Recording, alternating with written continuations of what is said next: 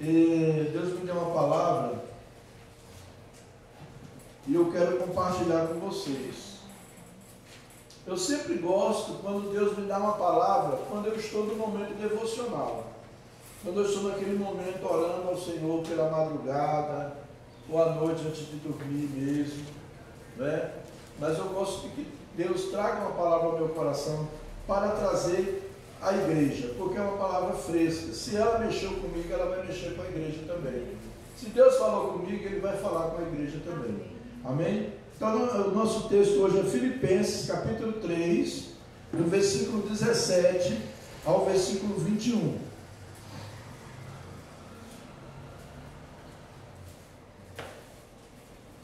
Filipenses, capítulo 3, do versículo 17 ao 21. Glória a Deus. Dá um tempinho aí para quem não achou.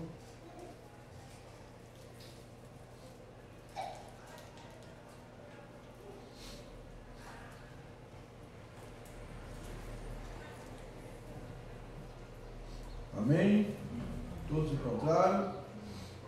Diz assim o texto: Irmãos, sede imitadores meus e observai os que andam segundo o modelo que tendes em nós, pois muitos andam entre nós, dos quais repetidas vezes eu vos dizia, e agora vos digo, até chorando, que são inimigos da cruz de Cristo. O destino deles é a perdição, o Deus deles é o ventre, e a glória deles está na sua infâmia, visto que só se preocupam com as coisas terrestres. Pois a nossa pátria está nos céus, de onde também aguardamos o Salvador, o Senhor Jesus Cristo, o qual transformará o nosso corpo de humilhação para ser igual ao corpo da sua glória, segundo a eficácia do poder que Ele tem de até subordinar a si todas as coisas. Amém? Em nome de Jesus. Pai, neste momento eu estou aqui para trazer uma palavra de edificação, de exortação e de consolação para a tua igreja. Que o Senhor venha neste momento trazendo clareza, que o Senhor venha me usando como instrumento em tuas mãos. Espírito Santo, eu me coloco nas tuas mãos como vaso para que o Senhor encha e faça conforme o Senhor quiser. Que a tua palavra seja ministrada, não a minha palavra, não o que eu quero falar, mas o que o Senhor quer falar com a tua igreja. Em nome de Jesus. Em nome de Jesus. Amém. Amados, a cidade de Filipos, ela recebeu esse nome em homenagem ao rei da Macedônia, que era chamado Filipe, pai de Alexandre Magno, né? Era um centro comercial e militar de certa relevância, uma porta de entrada para a Europa, e estava localizado numa posição estratégica que facilitava o intercâmbio do interior com o porto de Neápolis, né? Paulo, ele na sua terceira viagem, essa aqui, Filipos, foi a terceira viagem missionária de Paulo. Paulo estava pensando, orando, querendo ir para a Bitínia, e o Espírito Santo não deixou. A palavra de Deus deixa bem claro isso.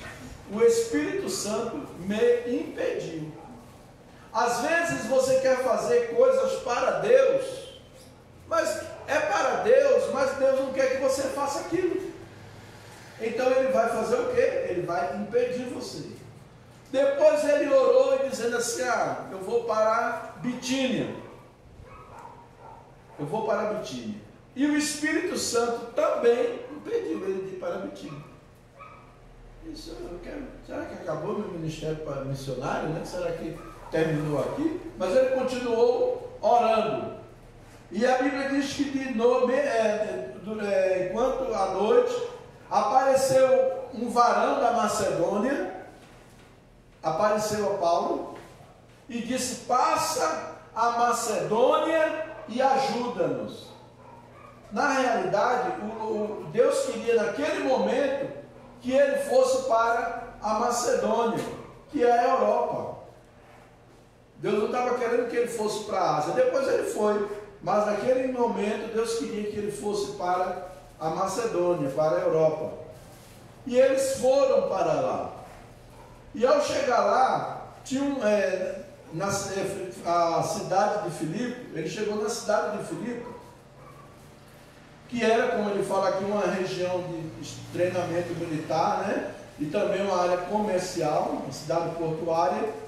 E ali havia uma mulher que estava lavando roupa lá no rio, né? E aquela mulher era vendedora de púrpura. O nome dela era Lídia. Ela vendia púrpura, né? E ali Paulo se aproximou dela e falou do Evangelho. A primeira alma que foi ganha para Cristo foi uma mulher na cidade de Filipos. Paulo era esperto, que nem Jesus. Jesus evangelizava as mulheres, que a mulher saía e divulgava para as outras, né? Então ali Paulo pregou para a Lídia se converteu, e ali começou um grupo e começou a implantação da igreja na cidade de Filipe. E uma igreja que se tornou uma igreja forte, uma igreja madura, uma igreja que realmente servia a Cristo, uma igreja que andava na presença de Deus, uma igreja que recebeu o verdadeiro ensinamento apostólico.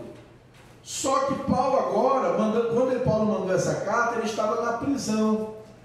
Ele estava na prisão.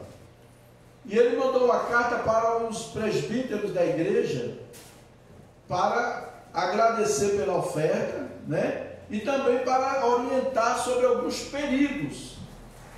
E um dos primeiros perigos, que é o que eu quero falar, que é o título da minha mensagem hoje, e que é a epígrafe do tema, é os inimigos da cruz de Cristo. Hoje eu quero falar sobre esses inimigos da cruz de Cristo, certo? E aí nós vimos no versículo 17, nós temos aí o versículo 17, ele diz assim: irmãos, sede imitadores meus e observai os que andam segundo o modelo que tendes em nós. Amados, o primeiro inimigo da cruz de Cristo chama-se religião. Que é isso, pastor? Religião? É, religião. Por quê? Porque a religião leva as pessoas a terem um relacionamento com Cristo leviano. Ele obedece tudo que o líder religioso fala, mas ele não obedece o que a palavra fala. Ele não está preocupado com o que diz a Bíblia, ele está preocupado com o que a minha religião prega, com o que o meu líder religioso prega.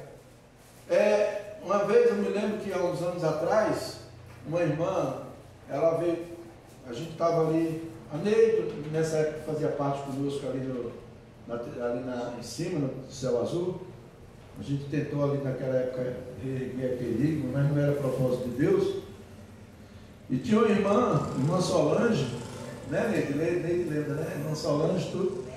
Aí a irmã Solange falou para mim assim: pastor, eu acho que esse negócio da mulher andar de calça comprida, andar de brinco, de maquiagem, isso aí é a porta larga. Isso aí é a porta larga. Eu falei para ela: irmã, quer conhecer a porta larga? Eu vou mostrar para a senhora o que é a porta larga. Eu falei para ela: irmã Solange, o que é mais fácil para uma pessoa? Botar um vestidão comprido, que nem a senhora usa, que ela usava, né, os vestidão? Ou a pessoa perdoar uma outra que magoou, que feriu, que caluniou? É mais fácil botar um vestido. Qual é mais fácil? A pessoa não usar uma maquiagem, né? É mais fácil a pessoa não usar uma maquiagem ou dar outra face para apanhar? Quando que Jesus disse: se bater numa face, dê a outra face. É mais fácil não colocar maquiagem. Eu falei: isso que é religião. Quem ensina que a mulher não pode usar uma maquiagem? Quem ensina que a mulher não pode usar uma roupa bonita? Quem ensina essas coisas é a religião, isso é a religiosidade. E às vezes as pessoas, elas são mais fáceis de seguir esse caminho do que seguir a palavra de Deus. Do que seguir a palavra de Deus, né? Eu tinha uma igreja que eu era assim meio cabreiro com ela, mas depois Deus me mostrou um negócio, né? Era aquela igreja Renascer em Cristo. Tinha uma barreira assim, achava estranho. Os meninos usavam tatuagem, brinco, aquela coisa toda. E eu ainda ficava meio assim, mas aí eu comecei a ver que aquelas pessoas não estavam presas àquela tatuagem, presas àquele brinco. Elas tinham um coração para Deus, voltado para Deus. Na hora da adoração, o pessoal entrava, mergulhava em Deus, viajava, ia no mundo espiritual. E eu me lembro depois disso, quando a gente trabalhava ali com a Querigma, a gente via, eu me lembro do Ítalo, né? Cabeludão, cabelo batia na cintura, né? O cabelo do Ítalo era bonitão, né? Cabelo bonito, tudo. Nem toda mulher tinha um cabelo bonito daquele jeito, bem tratado, tudo. Mas o menino com um coração tão quebrantado na presença de Deus, tinha um coração quebrantado. E um dia ele chegou com o cabelo cortado, curtinho. Eu olhei para ele e falei assim: Ítalo, quem mandou você cortar o cabelo? Você cortou o cabelo e cortei. Quem mandou você cortar? Foi o Espírito Santo, pastor. Eu falei: mas o Espírito Santo mandou você cortar o cabelo? Sim. Por que ele fez isso? Foi o Espírito Santo ou foi algum irmão querendo dar um de Espírito Santo aqui dentro da igreja? Sempre tem, né? Ele disse: não, eu estava orando e o Espírito Santo disse que esse cabelo me deixava vaidoso e me atrapalhava no meu relacionamento com ele. Tremendo, né? Não foi pastor, não foi diácono, não foi irmão da igreja, não foi ninguém, foi o Espírito Santo. Talvez nós estávamos reunidos assim, em grupo, orando, e o William, né? Com um boné na cabeça, aquele boné lá, e eu nessa época ainda tinha um ranço religioso ainda dentro de mim, eu estava me libertando. Aí na hora da oração, eu olhei assim, eu abri o olho, vi o William de boné, me deu aquela eu digo: oh, Jesus, no meu coração não abria a boca não. Falei: oh, Jesus, esse boné do William está me incomodando. Falei: daqui a pouco ele está orando, daqui a pouco eu escuto aqueles ventos, aquele barulho, jogou o boné no chão. Aí oramos tudo, aí terminou a oração. Chamei ele no canto e falei: William, por que você jogou o boné no chão? Ele falou: porque na hora que eu estava orando, o Espírito Santo falou para mim que o meu boné estava incomodando o Senhor. Já pensou, irmãos? Cristianismo é relacionamento com Deus. A gente precisa recuperar isso. Relacionar com Deus. Estar íntimo. De uma maneira que o Senhor possa ter acesso a nós. Que Ele possa traçar um modelo, como é que eu vou viver, como é que eu vou vestir, como é que eu vou falar, como é que eu vou andar. O que serve para mim não serve para você. Às vezes o Espírito Santo inquietou o irmão da irmã de não usar brinco, mas a outra ele não inquietou. É uma coisa íntima, uma coisa pessoal. Deus se relaciona com cada um na sua individualidade. E nós precisamos nos libertar da religião e seguir a Cristo. Ele é o Senhor da nossa vida. Ele é o nosso Salvador. Quando nós nos voltamos para a religião, nós nos tornamos inimigos da cruz. A religião é inimiga da cruz. A religião mata o Evangelho de Cristo.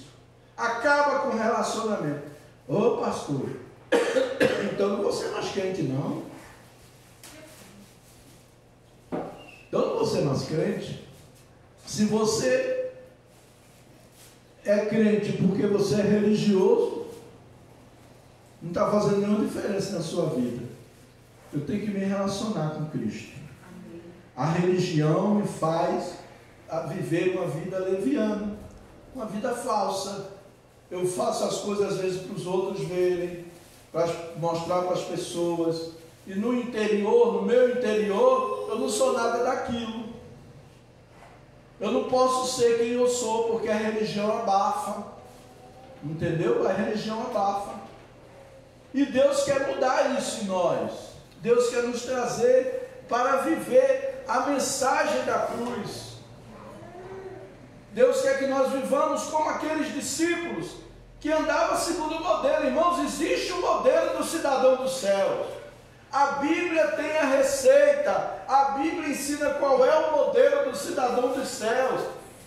Não é pastor, não é bispo, não é padre, não é pai de santo, não é mestre da mesa branca, não é mulá, não é rabino, não é ninguém que vai traçar o modelo para você. O modelo é o Espírito Santo de Deus que vai trazer. Como você deve andar na presença de Deus? E Paulo andava na presença de Deus, discipulou pessoas a como andar na presença de Deus, e ele diz: sede meus imitadores, como aqueles que seguem o modelo que de nós receberam. Imitar o que? No relacionamento com Cristo. Não me imite nas coisas que não prestam não, pelo amor de Deus. Não me imite quando vê eu sentado numa mesa comendo muito. Não imite não. Imite quando você vê eu buscando a Deus, na presença dEle. Amém? Em nome de Jesus. Em segundo lugar, ele fala também do inimigo da cruz de Cristo, são as superficialidades. São as pessoas superficiais. Versículo 18. Versículo 18 ele fala assim: pois muitos andam entre nós, dos quais repetidas vezes eu vos dizia, e agora vos digo, até chorando, que são inimigos da cruz de Cristo. Eles andam no meio de nós, eles se dizem que são dos nossos, mas no coração deles, eles não são dos nossos. Paulo estava mandando os irmãos terem cuidado, sabe por quê? Porque naquela época havia uns falsos apóstolos que eram judaizantes, e eles se diziam apóstolos, e eles chegavam na igreja e começavam a ensinar tudo errado, querendo levar o povo a viver as coisas do judaísmo, querendo levar o povo a trazer as tradições judaicas para dentro da igreja, guardar o sábado, fazer a festa dos tabernáculos, fazer a festa dos Pentecostes. Hoje não está acontecendo isso não, parece que Paulo está escrevendo a carta para hoje, porque hoje também tem isso.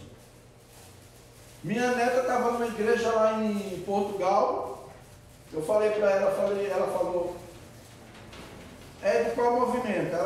Esse movimento. Quem é a cobertura? É fulano de tal. Eu digo, isso aí, filha, eu vou orar por você, não vou falar nada, mas eu vou deixar que o tempo vai mostrar. Quando foi um dia desse, ela ligou para mim e falou, vou sair daquela igreja, estou em tal igreja. Falei, por que você saiu? Vou. Tudo que a gente fazia tinha que comunicar para o nosso líder. Até para beber água, assim, tinha que comunicar para o nosso líder. Eu vou comprar uma roupa, eu tenho que falar para o meu líder que eu vou comprar a roupa. Isso aí não é só em Portugal, aqui também aconteceu isso, né? Acontece. Aqui acontece isso também. Eu vou dizer, eu vou denunciar, eu não consigo ficar quieto mesmo. O movimento do G12, quando começou no Brasil, começou com um propósito, que ele veio da Colômbia com um propósito, ganhar almas, expandir o Evangelho de Cristo. Essa era a visão correta. Só que eles começaram a colocar pessoas imaturas para discipular outras. E aquelas pessoas imaturas, com questões não resolvidas emocionalmente, que agora se tornaram líderes, agora queriam usar essa carência de mandar nos outros para manipular as pessoas. É isso aí. Eu sou seu líder. Olha, eu sou seu, você tem que me obedecer, que eu sou seu líder. Aconteceu isso demais no Brasil. Tem gente que quando fala em célula, ele fica endemoniado. Eu fui evangelizar uma vez, num lugar, E eu falei, olha, a gente está começando. Sangue de Jesus tem poder, nem fale nesse nome na minha frente. O pessoal não quer nem ouvir falar do nome célula por causa dessas aberrações que tiveram por aí. Porque deturparam o que Deus estava fazendo. Deus trouxe o mover da visão celular, foi o mover de Deus? Foi sim o mover de Deus. Mas muita gente não soube lidar com aquilo e quis tirar proveito disso para manipular a vida dos outros. Você, para comprar um carro, tinha que pedir autorização para o seu líder, para saber se ele concordava, se aquela marca era certa para você comprar. Meu irmão, compra teu carro, traz a chave aí que eu oro e abençoo você. Eu quero saber, você tem dinheiro para comprar? Se tiver para comprar dois, compra um para mim, tá? Mas eu ficar manipulando a vida das pessoas, vai comprar uma casa, vai comprar um carro, eu estou me metendo. Às vezes a pessoa pode até pedir uma sugestão, pastor, o que o senhor acha de eu trocar esse carro? Isso é um aconselhamento, mas eu manipular a vida das pessoas. Tinha uma igreja que eu não vou falar o nome, por questões éticas, que a pastora pintava o cabelo de loiro, todas as discípulas pintavam o cabelo de loiro. O pastor pintava, deixava o cavanhaque, todos os discípulos faziam o cavanhaque. Coitado de quem não tinha barba. A Abner lá estava frita, né, Abner? A Abner não ia poder ser discípulo, porque ele não tem cavanhaque. Até o sotaque. Oi? Até o sotaque da pessoa. Olha, tá vendo? Até o sotaque tem que falar.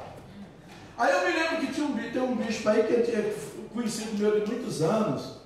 E a gente caminhou junto, tudo, comemos juntos. Ele conhece minha família, eu conheço a família dele. Aí eu cheguei para uma pessoa e falei assim, como é que está fulano? Ela, fulano não, bispo fulano. Eu digo, menina, está assim já chegou aí, né? Infelizmente, né, se torna uma coisa superficial, se torna uma coisa falsa. É tão bom a gente ter um relacionamento verdadeiro, sincero, entendeu? Sem hipocrisia, sem máscara. A gente não poder usar máscara. Então Paulo, ele estava falando que essa superficialidade no meio da igreja, ela causa dor no meio do rebanho. Ela causa dor. Pessoas superficiais causam dor no meio do rebanho. E essa superficialidade também é um inimigo da cruz de Cristo. É uma característica do inimigo da cruz, porque Jesus nos chamou a gente para ser superficial, Jesus nos chamou para sermos autênticos, ser nós mesmos, quem eu sou. Eu não preciso me esconder, eu não preciso usar máscara, eu não preciso dizer para as pessoas aquilo que eu não sou. Eu não preciso fazer isso. Eu tenho que ser eu mesmo. Você me ama desse jeito? Gente, se você olhar para Pedro, se você olhar para aqueles 12 homens que Jesus escolheu, era cada peça rara que só Jesus mesmo, viu? Só Jesus mesmo. Porque tinha lá Tiago e João, que era chamado de filho do trovão. Você sabe por que filho do trovão? Porque eles eram estourados. Se acontece, vamos resolver na porrada. O negócio deles era esse. Vamos na pancada mesmo, não vai ficar assim não. Esses foram 2 discípulos de Jesus. Depois teve outro discípulo de Jesus que era ganancioso. A Bíblia diz que ele roubava o dinheiro que entrava como é o nome? Na salva, né? Aquela sacolinha de oferta. A Bíblia diz que ele roubava o dinheiro que entrava ali. Judas era o homem mais bem preparado intelectualmente da equipe de Jesus, dos 12 apóstolos. Era o que tinha maior preparo intelectual, era o mais inteligente, era Judas. Como pode isso? Tinha Pedro, coitado de Pedro, impulsivo, agia por impulso. Uma hora estava rindo, uma hora estava chorando, uma hora ele queria cortar a orelha do cara, e cortou a orelha do homem lá. Esse era o discípulo de Jesus. Aí depois você vê esses homens, depois que eles foram transformados. Aí lá em 1 João fala assim, filhinhos, ó, aquele impetuoso, aquele grosso, estúpido, agora ele fala assim, filhinhos, amemos uns aos outros. Filhinhos, amemos uns aos outros. Olha aí, carinhoso, mudou, Jesus mudou a vida dele. Tiago, impetuoso, está lá. Lá vem Tiago, sede praticante da palavra, não apenas ouvintes, enganando-vos a vós mesmos. Transformado pelo poder de Deus. Simeão, tinha Simão Pedro, que significava vara levada pelo vento, e Simão, o cananeu, o cananita, né? Que era de um partido, de um movimento revolucionário. Simão, ele era do movimento revolucionário, era o sem terra de hoje. Era do sem terra, aí do sindicalista, né? E está lá aquele homem, agora se converte, vem para Cristo. Está lá Mateus, que era cobrador de imposto, que os judeus odiavam os publicanos. Mateus seguia Jesus. Aí tem aqui Mateus, que era da direita, e tem aqui Simão, que é da esquerda, e os dois estão seguindo a Cristo. E agora? E agora? Faça que nem a música. E agora, José? Está lá Simão, cananita, revolucionário, contra o governo, e ele tem que ter revolução, e tem que fazer, como é que se fala? Tem que fazer pressão no governo, tá? E está lá o cara que é do governo. E se converte, e os dois estão juntos. Gente, que equipe que Jesus tinha, maravilhosa, maravilhosa, cada um melhor do que o outro. Você está entendendo? Quando eu olho para isso, eu digo, oh Jesus, né? Então, amados, porque Jesus, ele chamou pessoas para serem autênticas, não para serem superficiais. Eu tenho uma coisa comigo, eu tenho orado a Deus, pedido a Deus para me dar assim uma certa tolerância. Eu tolero um monte de coisa, mas eu fico para morrer quando eu vejo superficialidade. Quando eu vejo que a pessoa é superficial, um crente superficial, é um líder religioso superficial, de galho, eu dá vontade de cortar o pescoço dele. Como é que a pessoa consegue ser assim? Falso, né? A verdade é essa, superficial. Não é verdadeiro, né? Então, esse que não é verdadeiro, ele vai causar dor. E são também inimigos da cruz de Cristo. Outros, terceiro lugar, pessoas perdidas. No versículo 19, ele diz assim: o destino deles é a perdição, o Deus deles é o ventre. Gente, isso é muito sério. Eu até comecei a me policiar, pedir perdão a Deus, e comecei a me policiar nisso aqui, porque quando fala que o Deus deles é o ventre, é de onde saem os desejos, de onde você sente, sai o prazer, né? É o ventre. E ali ele diz: o Deus dele é o ventre. Aí eu digo: Senhor, dizer que o Deus dele é o ventre, ele está dizendo que os prazeres é o Deus dele. Hoje nós vivemos numa sociedade hedonita, que é uma sociedade que viva o prazer. Viva o prazer. Eu vou viver para ser feliz. Me fez feliz? Que se dane o mundo. Me fez feliz? Eu quero saber do evangelho. Me fez feliz? Tá bom. Então isso é uma cultura hedonita, né? E nós precisamos nos libertar dela, né? Nem tudo que me faz feliz é da vontade de Deus. E eu tenho que me atentar para isso, porque a pessoa que está perdida é a pessoa que só busca as coisas terrenas, só busca os prazeres temporais, os prazeres daqui da terra. Não estou dizendo que o crente não vai pecar, gente, jamais eu vou dizer isso, porque se eu disser isso, eu estou chamando Deus de mentiroso, e a palavra de mentiroso. Uma coisa é você ser um cristão, está servindo a Deus ali, tá? De repente você leva uma topada, meu Deus do céu, né? Você vai dirigindo, você de repente bate o carro, você não queria bater o carro, mas bateu. Agora a pessoa que vive na sem vergonhice e acha bom, e já planeja o próximo, aí sim essa pessoa realmente é uma pessoa que está perdida. Está perdida. É uma pessoa que vive só em função do prazer. Mas a pessoa que peca e chega assim, poxa, que eu fiz, meu Deus. Porque arrependimento, o que é arrependimento? Arrependimento não é sentimento. Você pode sentir? Pode. Você pode chorar arrependido? Pode. Mas não significa que nem sempre você vai chorar e nem sempre você vai sentir. É a mesma coisa do amor, que nós temos um conceito muito errado de amor. Nós interpretamos o amor como sentimento. E amor não é sentimento. Amor é cuidado. É se importar com o outro.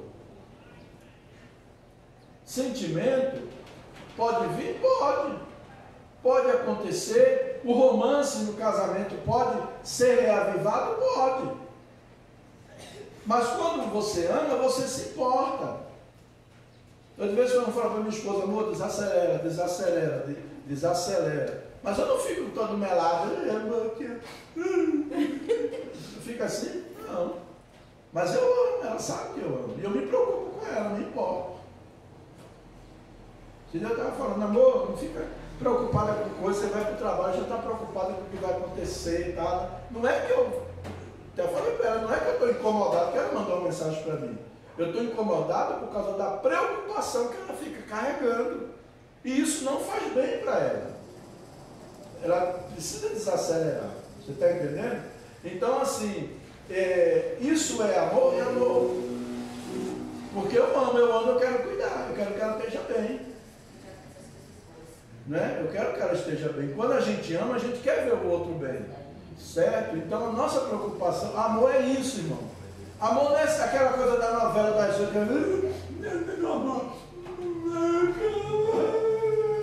aquela choradeira toda, né? Que é tudo mentira. Não existe isso em lugar nenhum, não existe um casal desse não. E não respeito. E não tem respeito, é isso mesmo. Né? Às vezes até parece, às vezes tanta melosidade, mas você vê o chifre comendo solto. Entendeu? Então não precisa isso. A gente tem que se amar, é respeitar. É cuidar da pessoa, é se importar com ela, é se preocupar com ela, entendeu? Ela às vezes fica de olho, amor, olha a comida, quer dizer, isso é amor, está preocupado, né? Está cuidando da saúde, né? Então assim, amor é isso. Mas essas pessoas aqui, elas estão predispostas a pecar, a viver no pecado. Elas estão predispostas a viver do jeito que elas querem, não do jeito que a palavra de Deus quer. Esse é o quê? É o terceiro inimigo da cruz de Cristo. É a independência de Deus. Eu vou viver independente de Deus. Eu não estou nem aí para o que Deus fala. Eu não estou nem aí para o que Deus acha. Eu vou fazer o que eu quero. E acabou. Entendeu? Às vezes eu estou servindo a Deus. Eu me lembro que, até eu conversei com ele uma vez, muitos anos atrás, já faz um bom tempo mesmo, eu tinha um medo de pecar, medo, duas coisas que eu tinha, medo de pecar e não gostava de desviar. Não gostava de desviar não. Os meninos da igreja chegavam, vamos visitar fulano, quer desviar do quê? Nada, vou nada, de jeito nenhum, vai você, eu vou lá, sem vergonha. Conheceu Jesus e abandonou Jesus, vou nada, eu falava desse jeito. Carlos mesmo que ouviu, muitas vezes eu falei isso. Vamos ali, tem uma pessoa desviada. Eu digo, vai você, não nada. Eu quero é novo convertido, eu quero ganhar alma. Apesar que até hoje eu gosto de ganhar alma para Jesus mesmo. Mas eu me preocupo. Aí Deus permitiu que eu levasse um tombo, me tornasse um desviado, para ter compaixão pelos desviados. Hoje quando eu vejo uma pessoa, fulano está desviado, vamos, não dá o endereço, dá o nome dele que eu vou lá visitar. Eu quero, porque eu sei o que sofre uma pessoa desviada, porque ele nem vive as coisas de Deus e nem vive as coisas do mundo, porque a vida dele não tem paz. O desviado não tem paz. Não tem paz. Então é importante isso, né? Oi? O João está falando em línguas aqui. Que bênção. Então, amados, vamos assim ter esse cuidado para não fazer do pecado uma prática na nossa vida. Eu pequei, beleza, mas a palavra de Deus diz: filhinhos, João, aquele cara bravo, ignorante, está falando agora: filhinhos, essas coisas eu vos escrevo para que não pequeis. Mas se todavia algum de vós pecar, temos um advogado, Jesus Cristo. Aleluia! Glória a Deus. Quando a gente tem uma causa, a gente procura o quê? Um advogado para resolver, não é? Quando tiver situação de pecado, irmão, procura um advogado. E parece que quanto mais você tem medo de pecar, é que você peca mesmo. Então você tem que dizer assim: Senhor, eu estou nas tuas mãos, me guia, me leva, faz o que o Senhor quiser da minha vida. Eu sou teu. Se eu cair, eu vou me levantar. O Senhor é poderoso para me erguer. Eu não estou procurando cair. Mas se cair, como diz a música, né, da Ataulfo Alves, bem nova essa música, de 1900 o trem passou. Levanta, sacode a poeira e dá a volta por cima, né? É assim que a gente tem que fazer, né? Fica aí, meu Deus, eu caí, Jesus, eu caí. Que nada, capeta dos infernos. Tu botou o pé, eu levei um escorregão, eu levei uma topada, mas tu fica aí, porque eu vou continuar servindo ao meu Cristo. Se tu pensava que isso aqui ia me parar, não vai me parar, porque o sangue de Jesus tem poder para me purificar de todo pecado. Aleluia. Vamos aplaudir a Jesus por isso? É maravilhoso. Essa é a mensagem da cruz. Essa é a mensagem da cruz. E por último, nós vimos aqui no versículo 19, né, quando ele fala sobre, o versículo 19, na parte final, ele diz assim: a glória deles está na sua infâmia, visto que só se preocupam com as coisas terrenas. Duas coisas aqui, no versículo 19 nós encontramos duas coisas. Primeiro, que nós vimos anteriormente, que as pessoas que estão perdidas, porque elas vivem em função da busca do prazer. E por último, nós vimos a pessoa que vive na infâmia, buscando as coisas da terra. A palavra de Deus diz o quê? Buscar em primeiro lugar o reino dos céus e a sua justiça, e todas essas coisas lhe serão acrescentadas. Eu não vou dizer que você não vai estudar, que você não vai fazer um concurso, que você não vai trabalhar, que você não vai ter uma casa, que você não vai ter um carro, nada disso, você vai ter sim. Mas que esse não seja a sua prioridade. A sua prioridade tem que ser buscar a Cristo, buscar o reino de Deus, fazer a vontade de Deus, viver em função do reino. O que é que Deus quer de mim? Qual é a minha parte no reino? Qual é a minha contribuição no reino? O que eu vou fazer no reino? Tem o Tiago que está lá em Moçambique, né? De vez quando ele pede oração, tudo, eu boto lá no grupo, fazendo missão. Ele não está ali bonitinho não, irmãos. Ele não está ali fazendo coisa para belezinha, para querer agradar ninguém não. Ele está ali para agradar a Deus, pregando o Evangelho de Jesus. Em Moçambique. Está com 3 filhos já. Eu digo que ele aprendeu com os africanos a fazer filho, viu? É um atrás do outro. Mas está lá, fazendo a obra de Deus. Como ele é brasileiro, sempre tem que renovar o visto, ele tem os gastos, tudo. Aí ele pede a oração lá, outro dia a Cláudia falou: gente, vamos só orar não, vamos agir também, né? E aí vamos ofertar na vida dele. Então, amados, graças a Deus, Deus tem me dado condição de eu poder também ofertar na vida do Tiago sempre, graças a Deus. E que Deus continue abençoando. Então, amados, nós temos que priorizar as coisas espirituais, porque lá no versículo 22, 21, ele diz assim: pois a nossa pátria está nos céus, de onde também aguardamos o Salvador, o Senhor Jesus Cristo. O versículo 20. A nossa pátria está nos céus. Não adianta a gente ficar aqui, né? Uma vez eu estava falei, embaixada do reino. Para que embaixada do reino, gente? Jesus está voltando. A gente está desconstruindo prédios, construindo monumentos que vão ficar aí, às vezes arrancando dinheiro de pessoas que não têm condições de funcionários assalariados. Deixamos de enviar missionários, deixamos de sustentar missionários. E agora aconteceu no sul, né? Tudo debaixo d'água. Pois é, tudo debaixo d'água. Vem aí a natureza e destrói tudo. Então, meus amados, deixa eu falar para você, igreja não é um templo, não é uma catedral, não é igreja. Igreja somos nós reunidos para adorar a Cristo. Se nós estivermos ali numa choupana, adorando a Jesus, o Senhor vai ser glorificado.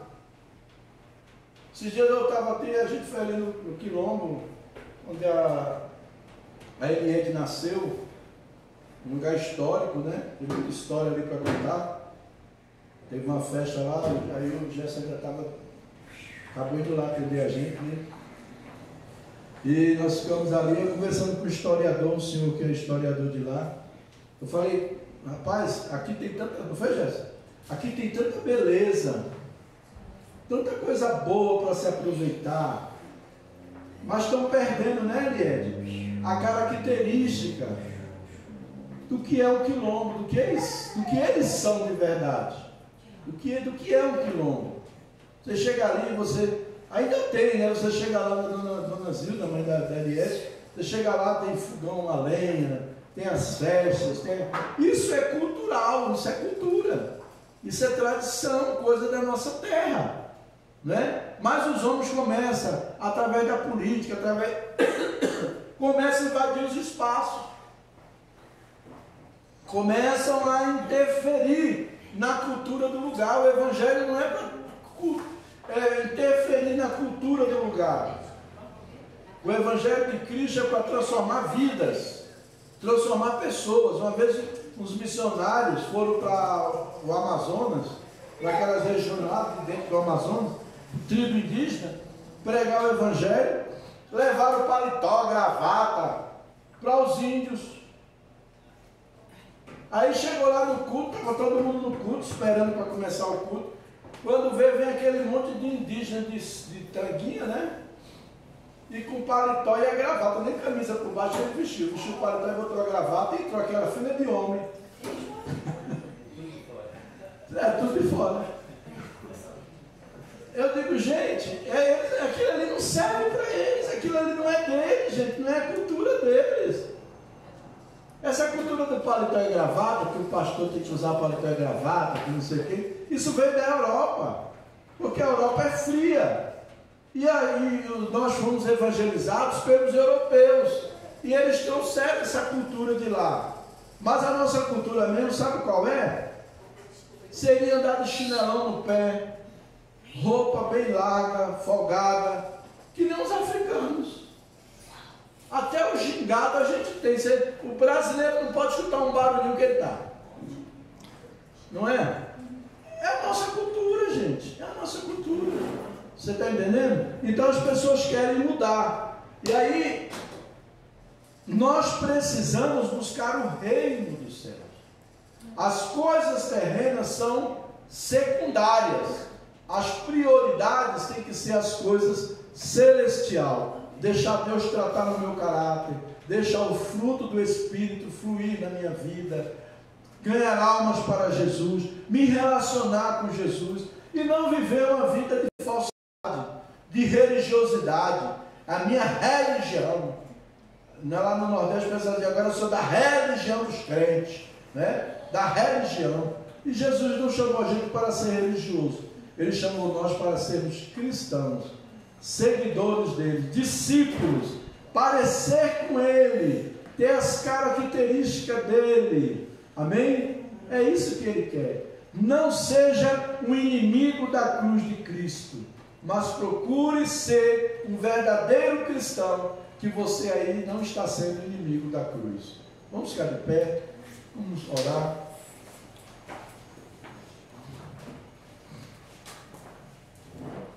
Aleluia. Senhor Jesus, eu quero agradecer nesta manhã, Pai, pelo que o Senhor tem feito aqui em nossas vidas. Obrigado por tua palavra que traz cura, que traz libertação, que traz revelação, clareza do que é o Evangelho. Pai, obrigado por tudo, Senhor, que no meio que nós vivemos nessa geração, tem se apresentado tantos evangelhos, o falso evangelho tem sido pregado e anunciado.